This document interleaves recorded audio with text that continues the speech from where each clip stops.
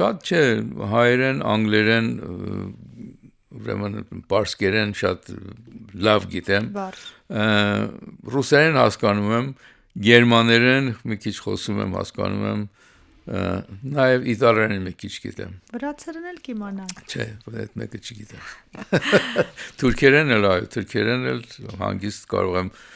Պարսկաստանի արևելյան Թուրքիայի թուրքերենը, ոչ թե Ստամբուլի թուրքերենը, որ շատ զարգացած լեզու է ավելի։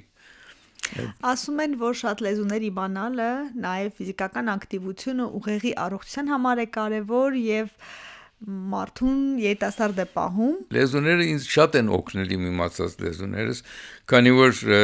ֆրանսերեն էլ հասկանում եմ, եթե կարդալու բան լինի, գերմանական, ֆրանսիական գրականությունից կարողացել եմ օգտվել, անգլիականը չեմ ասում, պարսկական ամբողջ քարտեզագրական գրականությունից եւ արաբականն էլ նույնպես, որաբերեն անունները, բաները հանգիստ կարողանում եմ կարդալ արաբերենով եւ որոշ բաներն էլ հասկանում եմ, որոշ սահմանափակ ծանոթ եմ լեզվին,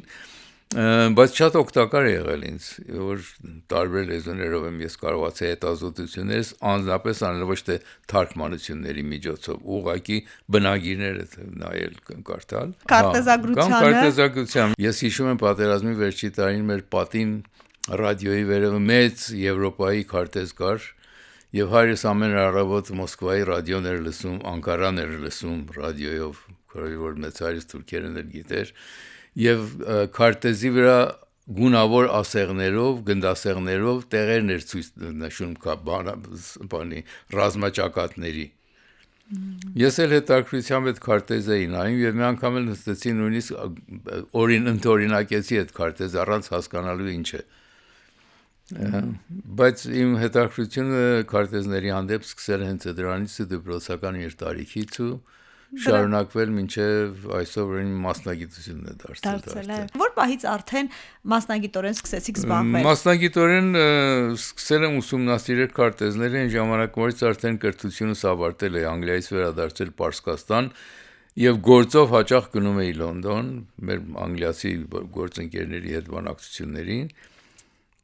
Աճուրդի գնացի եւ 15-րդ դարի քարտեզ գնացի երկու հատ։ Այդ ինձ մեջ շատ հետաքրքրություն առաջացրեց դեպի հնագույն քարտեզագիտություն քարտեզները։ Եվ ես հետ հաստատվեցի Լոնդոնում։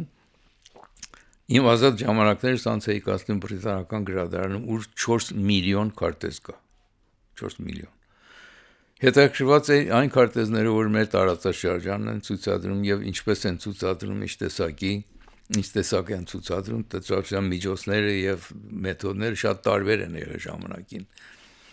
Բայց երբ որ նայում էի դրանք հին քարտեզների, մեր միջնադարյան, ավելի վաղ միջնադարյան, ուչ միջնադարյան, դրանց մեջ շատերը կային, որ արվեստի աշխատանքներ էին, շատ գեղեցիկ էին,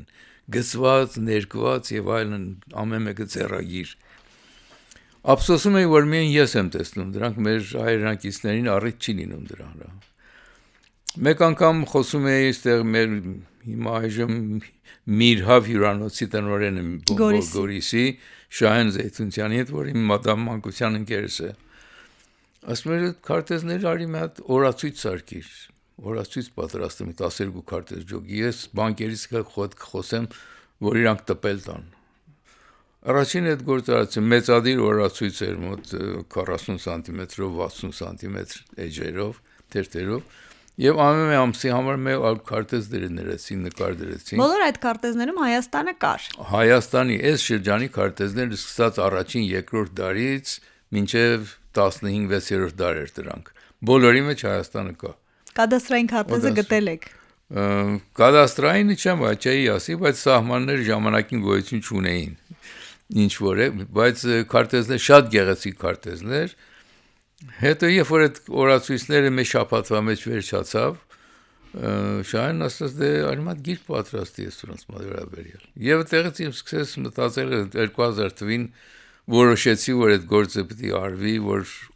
մեր հայրենակիցներն էլ տեսնեն օտարները ինչպես են գծել Հայաստանի քարտեզը։ Եվ դրանից առաջին հրատարակությունս եղավ անգլերենով Հայաստանի պատմական քարտեզները։ Այդ նույն գիրքը հրատարակեցի ռուսերեն եւ հայերեն տարբերակով Հայաստանում նույնպես նույն քարտեզները, բայց ասեմ ձեզ, իմ աշխատանքս, քանի որ ես տեսնում էի, որ օտարները ոչինչ չգիտեն այս շրջանի մասին, բոլոր քարտեզը գրականությունս գրքերս առաջին հերթին պատրաստում էի անգլերենով պատրաստում էի գրքերս, հետո թարգմանում հայերենի, մեկ քանիսը ռուսերեն, 2-3-ը պարսկերեն է թարգմանվել, մեկն էլ նույնիսկ թուրքերեն Ստամբուլում էր հրատարակվել Հայաստանի պատմական քարտեզները։ Դա լեզուների տեսակետից թերևս օգտակար է եղել, որ միտքդ ավելի բաց աշխուժ մնա։ Սպորտով զբաղվելս ես դահուկ քշելս սկսել եմ 35 տարեկանում ուշ, բայց երբ որ տղաներս 7-8 տարեկան էին, 6-7 տարեկան էին, ասացի, որ սրանք էլ պետք է սկսեն, եւ ես որ սկսել էի 1 տարի, հաջորդ տարին երեխաների բոլորով գնացինք բաուքսել քշելու եւ շարունակել եմ ամբողջ Պարսկաստանում այդ գործը արեցին քանի տարիներ, հետո երբ որ եկա Անգլիա տեղափոխվեցի առաջին մի քանի տարին իհարկե դժվարություններ կար, թե ֆինանսական, թե ժամանակի վերումով հնարավորությունները չկար, անձնագիրը պարսկական անձնագիր պիտի վզա ստանայինք ամեն անգամ, բայց երբ որ թղթերս բասավորվեցին, ֆինանսականս էլ մի քիչ կարողացա, ու 85 թվականից ամեն տարի երեխաներիս գոնե 1 կամ 2 անգամ գնացել ենք արձակուրդ 1 շաբաթ 10 օրով դահուկ քշելու արձակուրդի։ Երևանում, Հայաստանում գնում եք Ծաղկաձոր։ Հայաստանում տարիները գնացել եմ Ծաղկաձոր, Վրաստան եմ գնացել Գուդաուրի 2-3 անգամ, բայց այս տարի էլ այդ Եղի Պատրուշի այդ Մայլեր բանը բացվեց ապարանի կողմը, այնտեղ էլ անցյալ տարի էլ գնացել ենք, այս տարի էլ ոնց զարմացան 10 օր առաջ էր։ Ճիշտ ասած այնտեղ ասին, որ տարիքավորների մեջ ձեղ չկա։ Եթե 60 անցես, չգիտեմ 10% է, 70 անցես 20% է եւ այլն, ասին քանի տարեք,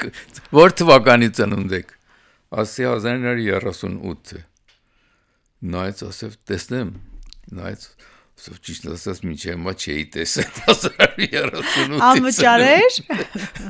Անվճար չէր, բայց 14-ը դասավ 4000 14000-ը Ծաղկաձորում շաբաթ 3 օր անվճար է։ Հրաշալի է, տարիքից բխող դրական կողմերը։ Դա հաճելի սուրպրիզ էր իմ համար, որ այդ կարողանում եմ անել։ Իսկ սննդակարգ, կենսակերպ, այլ բաներ անում եք, որ կարող եք ձեր բովանդակալից այսպես կյանքի գաղտնիքը համարել։ Ճիշտ ասած, ես երբ որ դարձա 70 տարեկան, մոտ կշիռս բավական բարձր ավելի, այսօրվանից 10 քանի կիլո ավելի էի։ Մտածեցի դա ճիշտ չի։ Բերը իմ ծունկերիս վրա եւ այլն պիտի կշիռամ։ 12 կիլո ինձ նիհարեցրեցի, ոչ արագ, մի 2 տարվա ընթացքում։ Ոնց նիհարեցրեցիք, ասեք մենք էլ կերամ։ Ասեմ, ժամի 3-ին 7-ից հետո ոչինչ չեմ ուտում։